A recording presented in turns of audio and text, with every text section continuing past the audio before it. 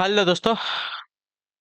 Good evening, नमस्कार। आप सभी का जो है एक बार फिर से बहुत बहुत स्वागत है आप सभी के अपने यूट्यूब चैनल परिचय की शिक्षा में। उम्मीद करता हूँ, आशा करते हो आपसे जो स्वस्थ हैं, कुशल मंगल है, तैयारी जो है बढ़िया और अच्छे तरीके से आप सभी की चल रही। तो जो भी क्लास में फर्स्ट टाइम आए हैं, पहली बार आए नए हैं, उसी को बताइए कि हमारे चैनल पर जो है आपकी रिपीटेबिलिटी पीटी एग्जाम 2025 की जब की तैयारी चाहते हो रेगुलर बेसिस पर और डेली का, तो जिसे भी तैयारी पूरी करनी है, कंप्लीट करनी है, चैनल को सब्सक्राइब करके हमारे साथ जो है क्लास का समय देखिए। जीके जी की जो सुबह 10 बजे डेली आप सभी को देखने को मिलती है। ग्राफ और मैथ की क्लास जो है दोपहर को 2 बजे देखने को मिलती है। हिंदी की जो क्लासेस शाम को 7 बजे आप सभी को देखने को मिलते हैं। इसी टाइम पर आप सभी क्लास से जुड़ के आपके अपनी तैयारी को पूरा कंप्लीट करना है, ठीक है। नीचे डिस्क्रिप्शन आप सभी को इंस्टाग्राम और टेलीग्राम का लिंक मिलेगा, तो आप इंस्टाग्राम पे फॉलो करेंगे, टेलीग्राम से को ज्वाइन करेंगे। टेलीग्राम से डेली बेसिस पे क्लास का अपडेट आपको देखने को मिलेगा। 6 और 7 सितंबर को क्या आपका एग्जाम है, तो अपनी तैयारी को आप लोग बढ़िया और अच्छे से करिएगा, ठीक है। चलें क्लास स्टार्ट करें बिना किसी देरी के।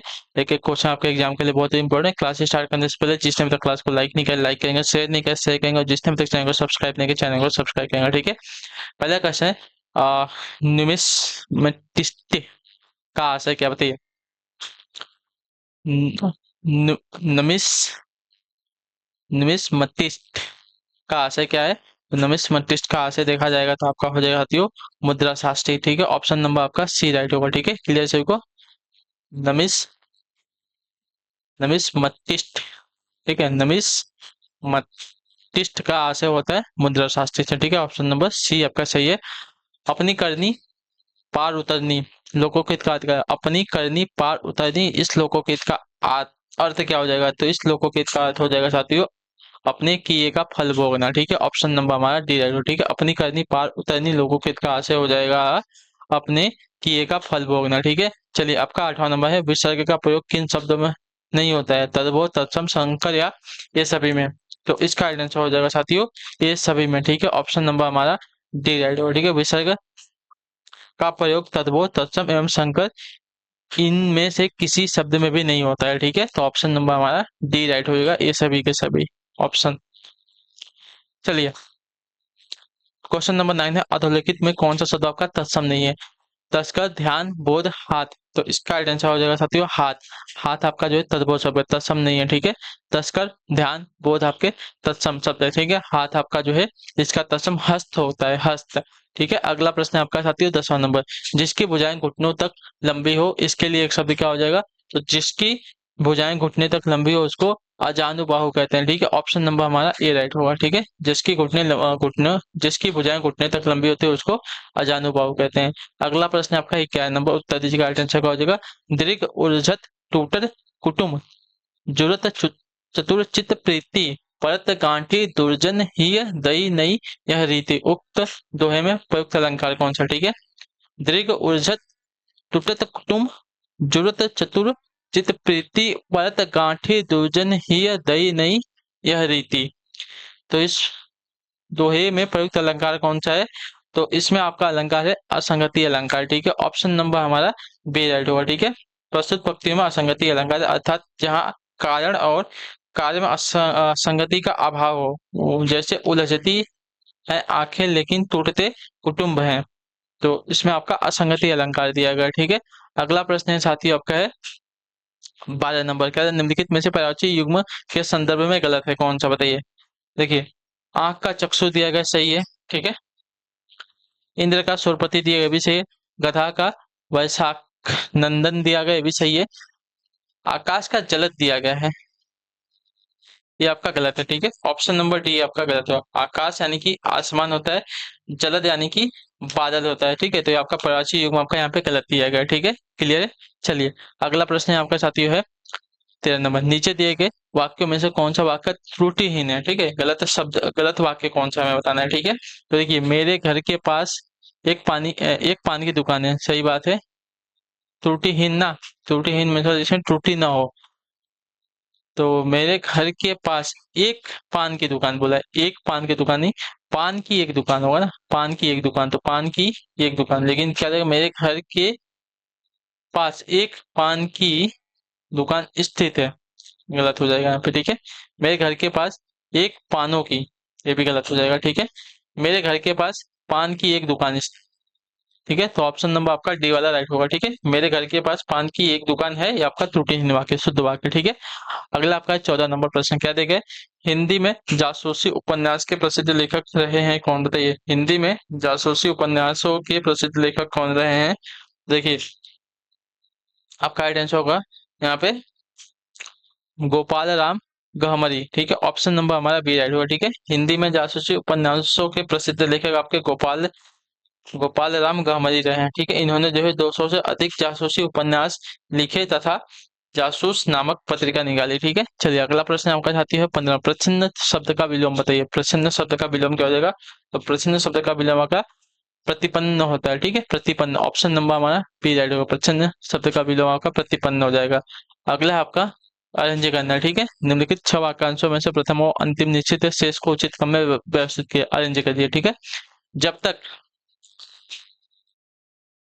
जब तक शरीर में प्राण है, ठीक है, जब तक शरीर में प्राण है तब तक निर्भय होकर और निसंकोच, निर्भय होकर, नहीं, जब तक शरीर में प्राण है तब तक निर्भय होकर भगवान को निडर, ठीक है, भगवान को निडर और निसंकोच मन से स्मरण कर लो। ठीक है, तो आपका यहाँ पे हो गया साथियों, ल हो गया, व हो गया, तो उसके बाद आपका र हो गया और आपका य हो गया। ठीक है, ल, व, र, य, ऑप्शन नंबर बी आपका ऐड होगा। ठीक है, चलिए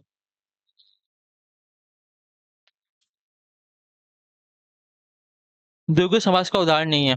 द्विगु, चौगुना, चौमासा, त्रिफला, चंद्रमुख। चंद्रमुख आपका कर्मधारय समास का उदाहरण। ठीक है, द्विगु समास का उदाहरण है, तो ऑप्शन नंबर हमारा डी राइट होगा। ठीक है, क्लियर सभी को? चलिए अगला प्रश्न आपका साथियों है 18 नंबर। जिसकी जड़ न हो इसके लिए उपयुक्त शब्द क्या हो जाएगा? जिसकी जड़ न हो इसके लिए उपयुक्त शब्द, तो जिसकी जड़ न हो उसको निर्मूल कहते हैं। ठीक है, ऑप्शन नंबर हमारा सी राइट होगा। ठीक है, जिसकी जड़ न हो इसके लिए उपयुक्त शब्द का निर्मूल हो जाएगा। अगला प्रश्न आपका साथियों 99 नंबर। किस शब्द की वर्तनी अशुद्ध है? ठीक है, किस शब्द की वर्तनी अशुद्ध है यहाँ पे?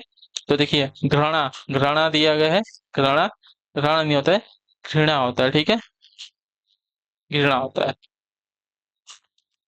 कृपा, कृष्ण, गृह, ये सभी की वर्तनी आपकी शुद्ध दी गई है। ठीक है, 20 नंबर। मुझे तोड़ लेना वनमाली, उस पथ पर देना तुम फेंक, मातृभूमि पर शीश चढ़ाने, जिस पथ जावे वीर अनेक। उपयुक्त पंक्ति के रचयिता कौन है? तो इस पंक्ति के रचयिता की अगर बात करेंगे आपका माखनलाल चतुर्वेदी हो जाएगा। ठीक है, ऑप्शन नंबर हमारा डी राइट होगा। ठीक है, क्लियर होगा। यह काव्यांश इनकी चर्चित कविता पुष्प की अभिलाषा से उद्धृत है। ठीक है, अगला प्रश्न आपका साथियों है 21 नंबर। दधि का तत्व रूप क्या होगा? बताइए, दधि का तत्व रूप क्या होगा? तो दधि का तत्व रूप आपका दही होता है, ऑप्शन नंबर हमारा सी राइट होगा। ठीक है, अगला प्रश्न आपका है 22 नंबर।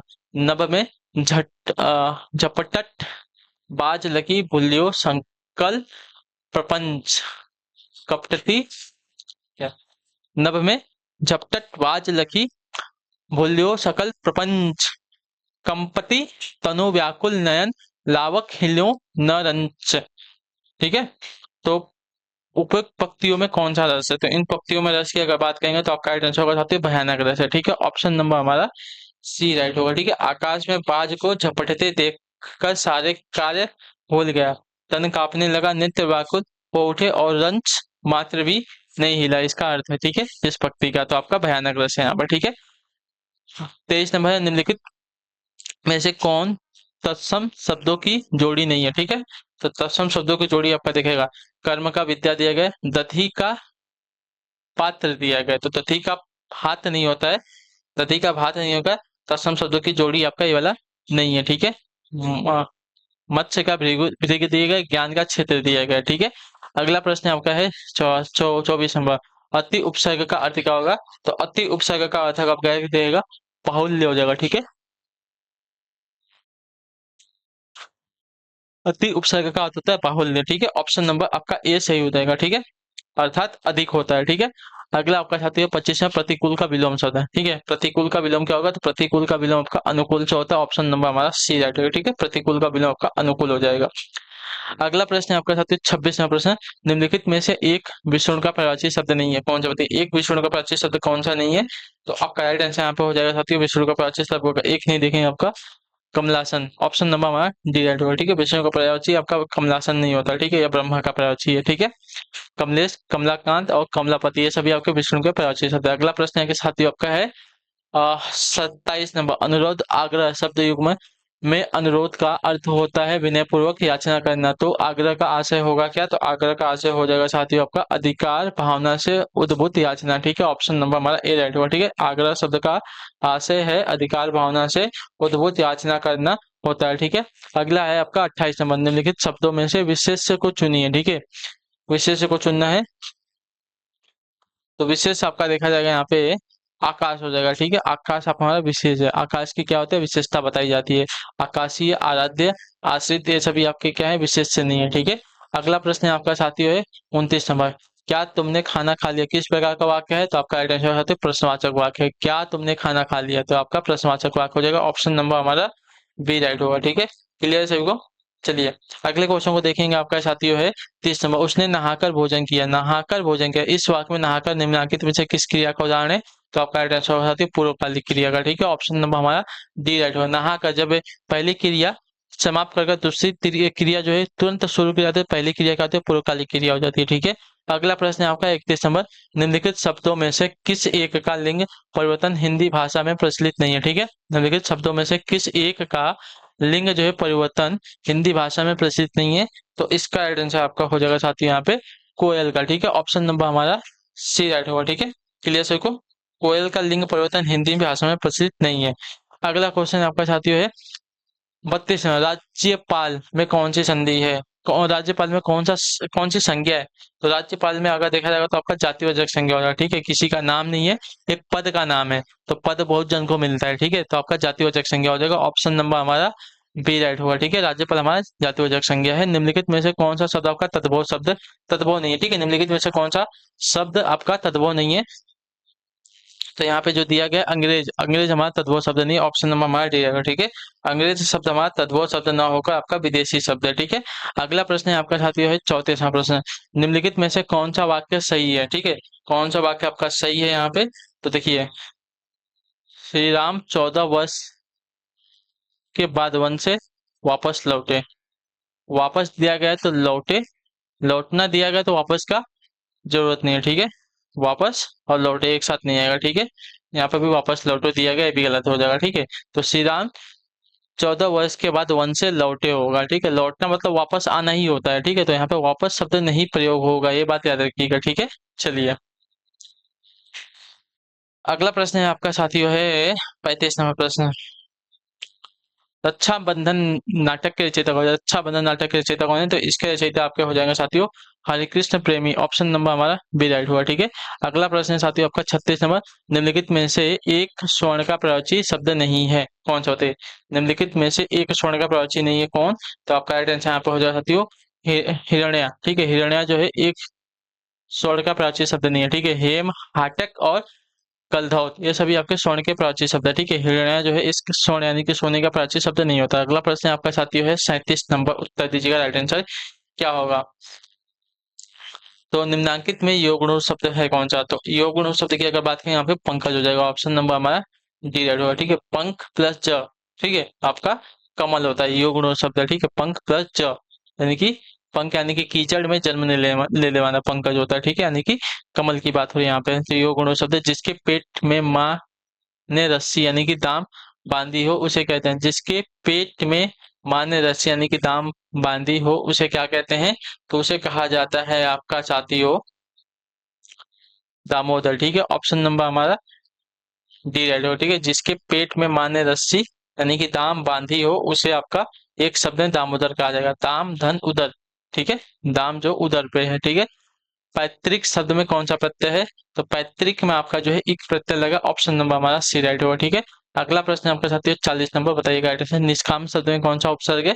तो निष्काम शब्द में उपसर्ग की अगर बात की जाएगी तो आपका राइट आंसर यहाँ पे हो जाती हो निस उपसर्ग लगा है, ऑप्शन नंबर हमारा डी राइट होगा। ठीक है, चलिए अगले क्वेश्चन को देखेंगे साथियों है 41वां प्रश्न, आम के आम गुठलियों के दाम लोकोकित का अर्थ क्या है?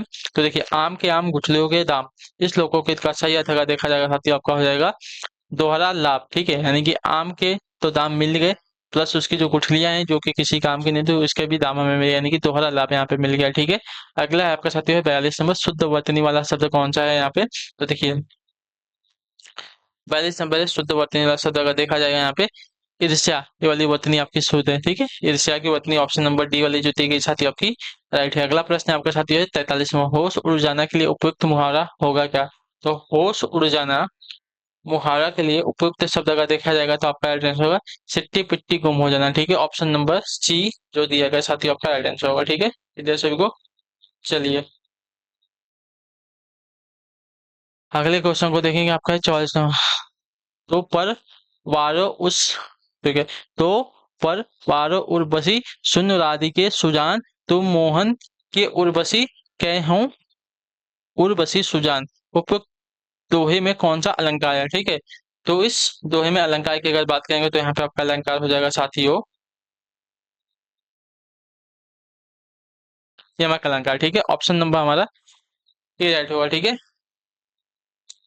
ठीक है, यहाँ उर्वशी शब्द का 3 बार प्रयोग किया गया है और हर बार जो है भिन्न अर्थ है। जैसे एक बार जो उर्वशी दिया गया है पहली बार उसका अर्थ है आभूषण, एक आभूषण से, दूसरी बार है हृदय में बसी और तीसरी बार है उर्वशी यानी कि एक अप्सरा से। तो यहाँ पर आपका यमक अलंकार हो जाएगा। ठीक है, अगला प्रश्न है आपका साथ 45 में, द्विज के अनेकाधिक शब्दों में से निम्नलिखित में से कौन सा एक शब्द नहीं आता है? बताइए द्विज के अनेकाधिक शब्दों में से निम्नलिखित में से कौन सा एक शब्द के अर्थ में नहीं आता? ब्राह्मण, पक्षी, दांत या विदेह। तो इसका राइट आंसर हो जाएगा साथियों आपका विदेह। ठीक है, ऑप्शन नंबर आपका डी राइट होगा। ठीक है, द्विज के अनेकाधिक शब्दों में विदेह शब्द नहीं आता है। ठीक है, ब्राह्मण, पक्षी, दांत आते हैं। अगला है आपका साथियों 46वां प्रश्न, क्या है? जान के लाले पड़ना मुहावरे का सही अर्थ क्या होगा? तो जान के लाले पड़ना मुहावरे का सही अर्थ हो जाएगा साथी यहाँ पे गंभीर संकट में होना, ऑप्शन नंबर बी राइट है। अगला प्रश्न है साथी आपका 27, कर्तव्य शब्द का उदाहरण कौन सा? बताइए कर्तव्य शब्द का उदाहरण है, तो कर्तव्य शब्द का उदाहरण आपका तव्य धन तव्य प्रत्यय का। ठीक है, ऑप्शन नंबर ये राइट होगा, कर्तव्य शब्द तव्य प्रत्यय यानी कि तत्सम का उदाहरण है। ठीक है, क्या हो जाएगा? देखिए इसका करेंगे कृत धन तव्य होता है। ठीक है, तो कर्तव्य शब्द का उदाहरण आपका देखिए तव्य प्रत्यय का है। ठीक है, तव्य इसमें क्या है? प्रत्यय है। ठीक है, और कृत हमारा क्या है? मूल शब्द है। तो वो जो शब्दांश के अंत में लगते हैं वह क्या होते हैं? आपके प्रत्यय कहलाते हैं। तो यहाँ पे तव्य जो है शब्दांश के अर्थ में लगा है। ठीक है, विच्छेद का संधि विच्छेद, विच्छेद का संधि विच्छेद क्या होगा? तो विच्छेद का संधि विच्छेद का आपका विधन छेद हो जाएगा। ठीक है, ऑप्शन नंबर हमारा सी राइट होगा। ठीक है, यह व्यंजन संधि का उदाहरण है। अगला है आपका साथियों 49 नंबर, क्या देगा है? छंद के अनुसार कितने अक्षरों के समूह को गढ़ कहा जाता है? तो छंद के अनुसार 3 अक्षरों के समूह को गढ़ कहा जाता है, ऑप्शन नंबर हमारा बी राइट होगा। ठीक है, अगला प्रश्न आपका 50 नंबर, पीछे पीछे चलने वाला वाक्यांश के लिए एक शब्द होगा क्या? तो पीछे पीछे चलने वाला वाक्यांश के लिए एक शब्द आपका हो जाएगा साथ यहाँ पे अनुगामी, ऑप्शन नंबर हमारा बी राइट होगा। ठीक है, चलिए तो इसी के साथ जो आपकी क्लास है आज की पूरी होती है।